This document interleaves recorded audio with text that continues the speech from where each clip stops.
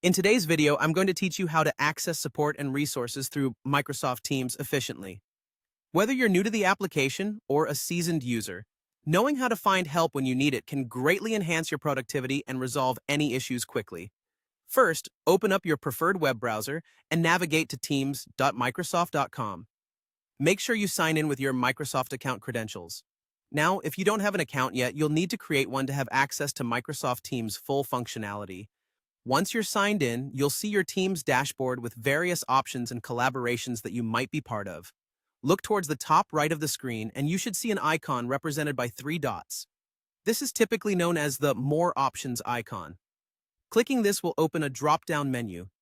Among the options displayed, you will find one labeled Help. This is your gateway to accessing all the assistance you might need within Teams. Click on Help to proceed. Once you've accessed the Help menu, you'll see several different options. For today, we are going to focus on the Get Help option. It's designed to direct you to a variety of resources that can provide answers to common questions and detailed explanations of features, as well as troubleshooting tips.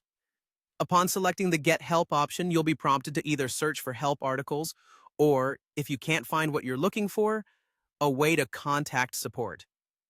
This dual approach ensures that you can either find instant answers in the help articles or get personalized assistance if your problem persists. When using the search function, try to use specific keywords that relate to your issue or question. This will help the system provide the most relevant articles to your query. For instance, if you're having trouble with notifications, typing notification settings should direct you to useful resources specific to that feature.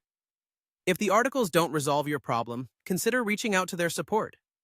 You may have options to submit a help ticket or initiate a live chat. This is particularly useful if you're encountering a unique issue that isn't covered extensively in the available resources. Remember, having the ability to quickly find help within Microsoft Teams is essential for maintaining workflow and minimizing downtime. Exploring these resources empowers you to troubleshoot and explore the full capabilities of the platform. Make it a habit to familiarize yourself with the resources listed under the Help menu as you continue to use Teams. It's a small step that can lead to more effective communication and project management.